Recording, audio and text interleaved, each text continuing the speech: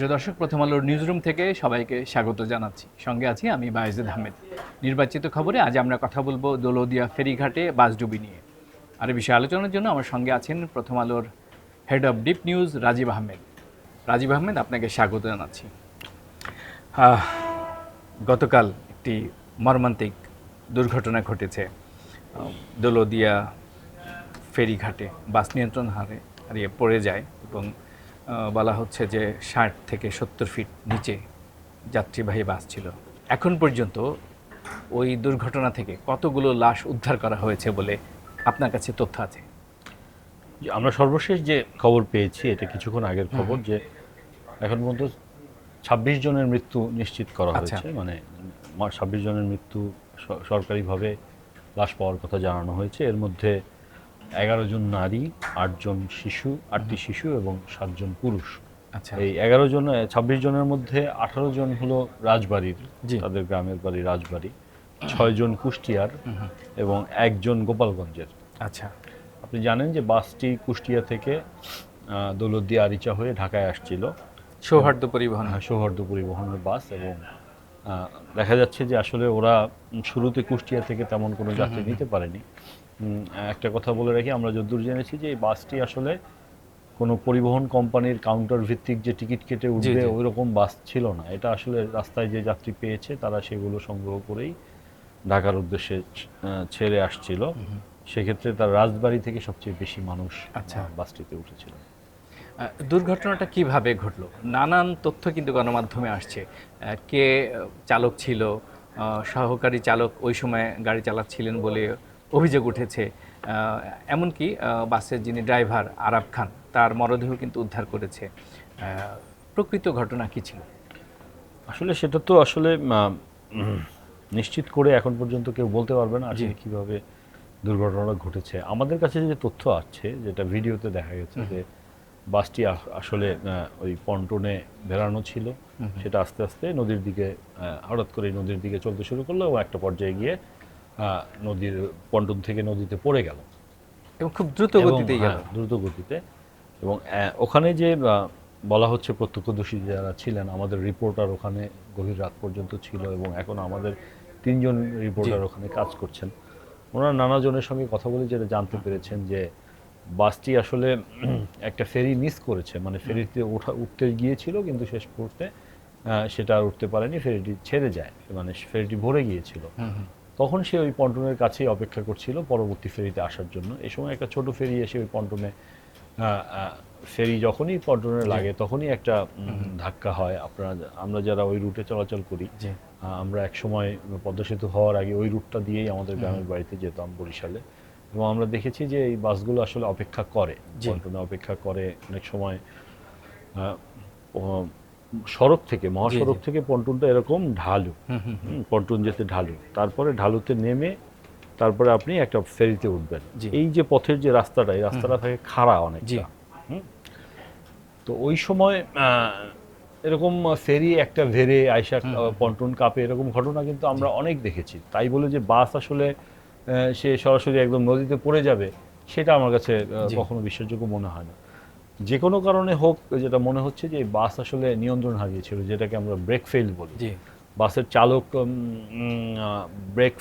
Break ধরে রাখতে পারেননি, কারণ এই ধরনের বাসে খুব শক্তিশালী ব্রেক থাকে। ওরা কিন্তু ওই ঢালুর জায়গাটাতে আমি দেখেছি যে চালক বাস স্টার্ট বন্ধ করে তার একটা ব্রেক টেনে উনি কিন্তু নেমে চা খেতে চলে যান বা অনেকক্ষণ পরে আসেন। ফেরি আসতে আমরা আগে 5-6 ঘন্টা, 10 ঘন্টা, 12 ঘন্টাও অপেক্ষা করেছি ফেরিঘাটে। তখন আমরা দেখেছি বাসগুলো এরকম কিন্তু পন্টনে এরকম খাড়া জায়গায় কিন্তু করা থাকে। ওরা কিন্তু কখনোই নদীতে পড়ে যেতে আমরা দেখিনি। এবং এই বাসটায় কতজন যাত্রী ছিল আসলে সেটাও কিন্তু বলা এখন দুষ্কর, কারণ যেহেতু টিকিটধারী যাত্রী ছিল না। বলা হচ্ছে যে 40 জন যাত্রী ছিল, 40টা আসন আছে, সেখানে হয়তো 50 জন ওই সামনের সিট কভার বলে, ওই ইঞ্জিন কভার বলে, ওটার উপরে বসিয়ে যাত্রী আনে, অনেক সময় দাঁড়িয়েও আনে।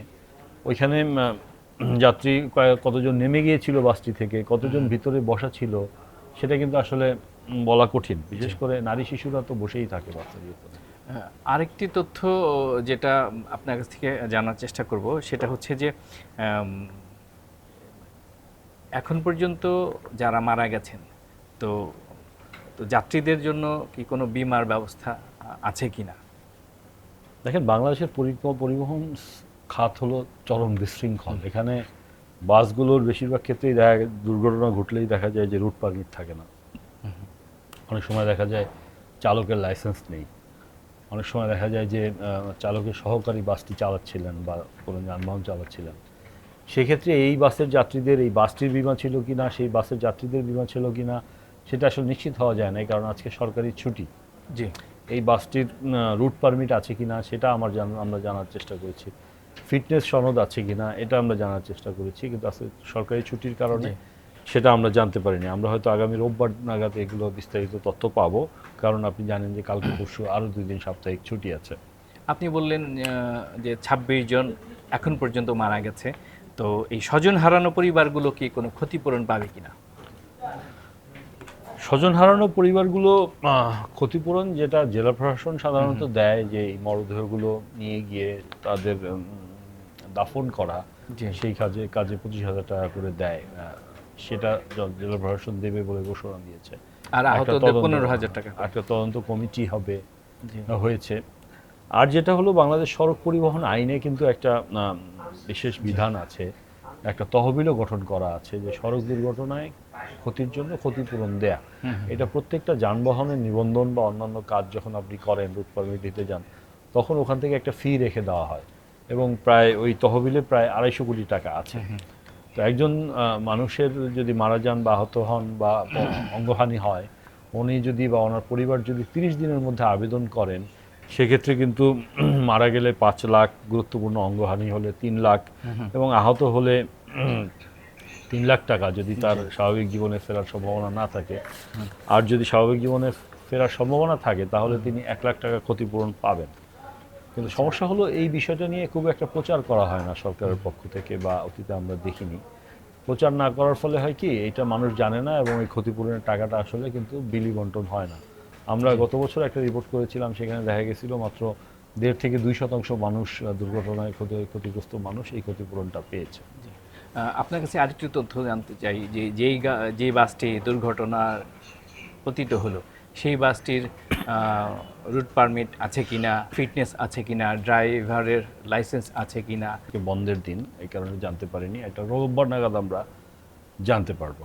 আচ্ছা, আমাদের যে এক্সিস্টিং আইন আছে, যে বাংলাদেশ সড়ক পরিবহন আইন 2018, তো এই আইনটি যে 105 ধারা, এই 5 ধারা বলছে যে দুর্ঘটনার কারণে সর্বোচ্চ 5 বছরের কারাদণ্ড বা 5 লক্ষ টাকা জরিমানা অথবা উভয় দণ্ডের বিধান রয়েছে যদি চালক বেপরোয়া গতিতে অথবা অবহেলাজনিত কারণে তিনি কোনো একটা দুর্ঘটনা ঘটান। এরকম কোনো ঘটনা ঘটলে আমরা দেখি যে অভিযুক্ত ব্যক্তি তিনি আইনের আশ্রয় নেন, তিনি হাইকোর্টে যান, তাহলে ন্যায় বিচারটা আসলে পাওয়া যায় না। গত সরকারের আমলে আমরা দেখেছি যে এই আইনটি সংশোধন করার জন্য, যুগোপযোগী করার জন্য সুশীল সমাজ আন্দোলন করেছে, গণমাধ্যমে লেখালেখি হয়েছে। এখন তো নির্বাচিত সরকার এসেছে, এই আইনটি কি সত্যিকার অর্থে ইমপ্লিমেন্টযোগ্য, আর পাশাপাশি যুগোপযোগী করার সময় এসেছে কিনা? দেখেন, এই আইনটি হয়েছিল 2018 সালে, এবং কখনোই এই আইনটি পুরোপুরি কার্যকর করতে দেওয়া হয়নি। 18 সালে সড়কমন্ত্রী ছিলেন ওবায়দুল কাদের, এবং তার সরকারের বিরোধী ছিলেন, সরকারেরই লোক ছিলেন শাহজাহান খানেরা, যারা হলো গিয়ে এই সড়কের বিশৃঙ্খলা জিয়ে রাখার জন্য সবচেয়ে মূল অভিযুক্ত ব্যক্তি হিসেবে চিহ্নিত করা হয় যাদেরকে। তো ওবায়দুল কাদের এটা আসলে করতে পারেননি, এবং অন্তর্বর্তী সরকারকে আমরা দেখেছি তারা আসলে চেষ্টা করেনি। নতুন সরকার আসলে এটা সড়কের শৃঙ্খলা প্রতিষ্ঠা করা খুবই জরুরি, কারণ প্রচুর মানুষ সড়কে মারা যাচ্ছে। দেখেন, 2018 সালে এই আইনটি করা হয়, সড়ক পরিবহন আইনে কিছু কঠিন শর্ত বা ধারা যোগ করা হয়েছিল, যেখানে শাস্তির পরিমাণ বাড়ানো হয়েছিল, জরিমানার পরিমাণ বাড়ানো হয়েছিল। ওবায়দুল কাদের সাহেব এই আইনটি কখনোই বাস্তবায়ন করতে পারেননি। তার সরকারের সদিচ্ছা ছিল কিনা সেটাও প্রশ্ন সাপেক্ষ, কারণ তার সরকারের একটা অংশ ছিলেন শাহজাহান খানেরা। তারা হলো গিয়ে এই সড়কে যত বিশৃঙ্খলা জিয়ে রাখার জন্য মূল অভিযুক্ত ব্যক্তি হিসেবে গণ্য করা হয়। উনি এই শ্রমিক রাজনীতি করতেন, এবং মালিকদের প্রভাবশালী অংশ ছিল সরকারের সাথে। তারা আসলে এই বিরোধী দল হরতাল বা অন্যান্য কর্মসূচি পালন করলে এই পুরনো বাস টাস চালিয়ে তারা সরকারের আনুকূল্য লাভ করতো, এবং তারা ব্যবসা লাভ করতো, এবং এই লক্কর-ঝক্কর বাস, এই পুরনো ফিটনেসবিহীন যানবাহন, এগুলো লাইসেন্স ছাড়া বাস চালানো, আইন কানুন না মানা, এগুলো টোটালের পেছনে সরকারের লোকজন ছিল। জি। অন্তর্বর্তী সরকারের আমলে এগুলো নিয়ে তেমন কোনো উদ্যোগ নিতে আমরা দেখিনি। হয়তো সরকার এইটা অনেক বড় খাত, অনেক বড় চ্যালেঞ্জ, অল্প সময়ে সরকার পারবে না বলে এখানে হাত দেয়নি, অথবা সরকারের সেই হাত দেওয়ার চিন্তাটাই ছিল না। এখন তো নির্বাচিত সরকার, এই সরকারের কাছে কোনো নির্বাচিত চ্যালেঞ্জ আছে সরকারের কিনা? দায়িত্ব হলো এইগুলোকে ঠিক করা, কারণ সড়ক দুর্ঘটনায় আমাদের প্রতি বছর 25 থেকে 30 হাজার কোটি টাকার আর্থিক ক্ষতি হয়। জি। সড়ক দুর্ঘটনার কারণে 5 থেকে 6 হাজার মানুষ মারা যায়। আপনি জানেন যে এই ঈদের 8 দিনে 200 সড়ক দুর্ঘটনা এবং অন্যান্য দুর্ঘটনায় 204 জন মানুষ মারা গেছেন। রোড সেফটি ফাউন্ডেশনের তথ্য, এবং 600-র বেশি মানুষ আহত হয়েছেন। একজন মানুষের মৃত্যু কিন্তু শুধু একটা মৃত্যু নয়, একটা পরিবার দারিদ্রতার মধ্যে পড়ে যেতে পারে বসে একটা যাওয়া মৃত্যুর কারণে, একজনের মৃত্যুর কারণে। একজন আহত হলে তার জীবনটা কিন্তু শেষ হয়ে গেল, এটার বড় ধরনের আর্থিক ক্ষতি আছে। এবং অনেক পরিবার কিন্তু দারিদ্রতার নিচে, দারিদ্র সীমার নিচে চলে যায় এই সড়ক দুর্ঘটনার কারণে। আরও আছে, ধরুন একজন ব্যক্তি কর্মক্ষম ছিলেন, তিনি অ্যাক্সিডেন্টে পঙ্গু হলেন, তিনি কিন্তু সমাজের জন্য বোঝা হয়ে গেলেন, জি। পরিবারের জন্য বোঝা হয়ে গেলেন। জি, সেটাই বলছি যে আসলে নতুন সরকারের উচিত, দেখেন আমাদের হিসাব যদি দেখেন, রোগে মৃত্যু এবং এই সড়ক দুর্ঘটনার মৃত্যু তুলনা করলে দেখবে যে সড়ক দুর্ঘটনার মৃত্যু মনে শীর্ষস্থানে থাকবে। জি। তো সরকারের উচিত এখানে শৃঙ্খলা প্রতিষ্ঠা খুব কঠিন কাজ নয়, সরকার নজর দিলেই এখানে শৃঙ্খলা প্রতিষ্ঠা করা সম্ভব। জবাবদিহি নিশ্চিত করা। যেহেতু বিগত সরকারের যারা স্বার্থান্বেষী মহল ছিল বিগত সরকারের আমলে, তারা এখন নেই। কারণ এই সরকারের আমলেও যদি স্বার্থান্বেষী মহল গড়ে ওঠে, তাহলে বিগত সরকারের মতোই এই সরকার ব্যর্থ বলেই গণ্য হবে যদি তারা ব্যবস্থা না নেয়। আমরা একদম শেষের দিকে চলে এসেছি। রাজীব আহমেদ, আপনি যদি একটু বলেন, আপনার দীর্ঘদিনের এই সাংবাদিকতার অভিজ্ঞতা থেকে আপনি রেগুলার এই ধরনের নিউজ সম্পাদনাও করে থাকেন, এই ধরনের যে দুর্ঘটনা কিভাবে এড়ানো যেতে পারে এবং এর করণীয়? সেটা যেটা বলছিলাম যে আসলে সড়কে শৃঙ্খলা ফেরাতে হবে। আপনার লাইসেন্সপ্রাপ্ত, প্রশিক্ষণপ্রাপ্ত চালক যানবাহন চালাবে, তারা আইন কানুন মানবে, এবং যানবাহনগুলো যেগুলো চালাবে সেগুলোর ফিটনেস আছে কিনা, সেগুলো কয় ঘন্টা চালানো হলো। ধরেন ঈদের সময় তো একটা বাস শুধু রাস্তায় থাকে, সেটাকে কোনো বিশ্রাম দেওয়া হয় না। সেটা যখন যাত্রী নিয়ে ওঠে, সেটা সব কিছু ঠিক আছে কিনা সেগুলো পরীক্ষা নিরীক্ষা করা হয় না। তো এগুলোর ক্ষেত্রে মালিকদের জবাবদিহিতা নিশ্চিত করাটাও জরুরি। রাজীব আহমেদ, পরিবহন সেক্টরে ড্রাইভারদের শিক্ষাগত যোগ্যতা নিয়ে নানান ধরনের আলোচনা সমালোচনা আছে। আপনি কি মনে করেন যে ড্রাইভারদের শিক্ষাগত যোগ্যতার একটি নির্দিষ্ট মানদণ্ড থাকা উচিত? এগুলো ধরেন আসলে বিশেষজ্ঞদের সঙ্গে আলোচনা করে তারপর ঠিক করা উচিত। কিন্তু কথা হলো, যে কথাটা বলছিলাম যে শৃঙ্খলা প্রতিষ্ঠার মধ্যে কিন্তু এটাও এসে যাবে যে আপনি এই ক্ষেত্রে কি শৃঙ্খলা আনছেন। নতুন চালক তৈরি হবে কি ওস্তাদের কাছ থেকে হেল্পারি করতে করতে, নাকি সে আসলে কোনো প্রশিক্ষণ পাবে, তার পরীক্ষাটা কি হবে, তার শিক্ষাগত যোগ্যতাটা কি হবে, এবং সে কতক্ষণ দায়িত্ব পালন করবে সড়কে, টানা 3 দিন বাস চালাবে। এগুলো কিন্তু বহু আলোচনা হয়েছে, বহু এজেন্ডা সিট করা হয়েছে, এবং সবকিছু মানে সমস্যা কোথায় এটা চিহ্নিত। বিষয়টা হলো সমাধানটা কে করবে। এটা আওয়ামী লীগ সরকার করে নাই, অন্তর্বর্তী সরকার করে নাই, এখন বিএনপি সরকার এসছে, আমরা দেখি তারা করে কিনা। রাজীব আহমেদ, অসংখ্য ধন্যবাদ। প্রিয় দর্শক, কথা বলছিলাম প্রথম আলোর head of deep news Rajib আহমেদের সঙ্গে। আমরা আলাপ করছিলাম দৌলতদিয়া ফেরিঘাটে বাসডুবি নিয়ে। নির্বাচিত খবর আজ এই পর্যন্তই। আগামীকাল অন্য কোনো বিষয়, অন্য কোনো সহকর্মীকে নিয়ে হাজির হব। ততক্ষণ সবাই ভালো থাকুন, নিরাপদে থাকুন।